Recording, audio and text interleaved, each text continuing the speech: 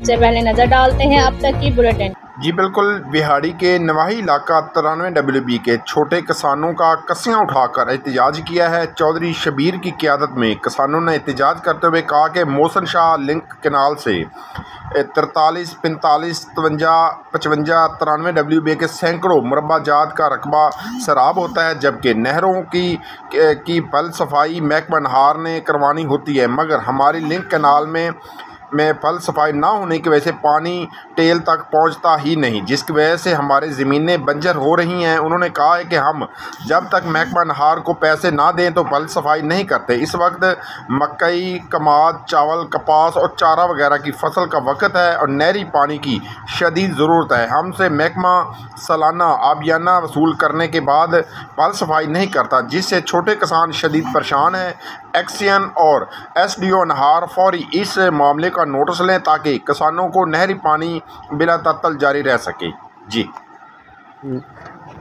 ये भाईजान मसला है 3-4 पिंडा का। 45 ਚੱਕ ਨੂੰ भी इस नहर का पानी लगता है, 55 ਨੂੰ लगता है, 57 ਨੂੰ लगता है, 93 ਚੱਕ ਨੂੰ लगता है, पीर मुराद 43WB ਉਹਨੂੰ भी पानी लगता है। ਅਸੀਂ ਲੱਖਾਂ रुपया ਇਹਦਾ मामला ਦਿੰਨੇ ਆ, ठीक है। महकमे वाले ਜਿਹੜੇ ਵਾ नहर की सफाई नहीं करते, लिहाजा ਇਹ ਹੁਣ ਅਸੀਂ ਆਪਣੇ काश्तकार जिमींदार लिया के आप खुद जड़ा ना काश्त इन सफाई करा रहे हैं। पूरा साल हो गया पानी साढ़े कोल, ठीक है। ट्यूबलों के बिल असी ਲੱਖਾਂ रुपया भरते हैं, पानी ना पहुँचने की वजह तो संद साल डेढ़ हो गया। एक महकमा साढ़े ते एहसान करता, हर वारी जाके साडा मोगा बंद कर दिंदा भी वो हर वारी ना कोई इंची 2 की साइज़ जड़ा वा वो छोटा कर जाते हैं। ये इन्हां दा एहसान है साडे ते, होर कोई मेहरबानी नहीं इन्होंने की।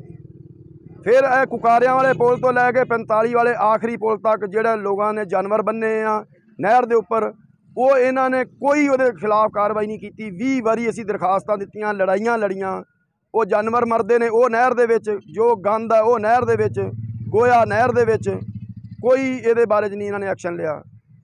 तो लिहाजा जड़ा ना साडी एक्सीएन के अगे तो AC के अगे अपील आ भी ये कोई साडी रहनुमाई की जाए। समझ आई गल दी?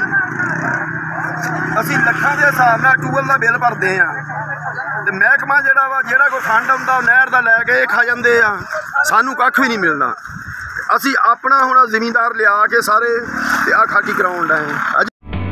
सर्दियों में नज़ला और जुकाम बनते हैं कई बीमारियों का सबब। डेटॉल सोप के रोजाना इस्तेमाल से सर्दियों में बच्चों को बीमारी से शील्ड करना है आसान। इसका जर्म डिफेंस प्रोटेक्ट करे 100 बीमारी फैलाने वाले जरासीम से और दे यकीनी हिफाजत।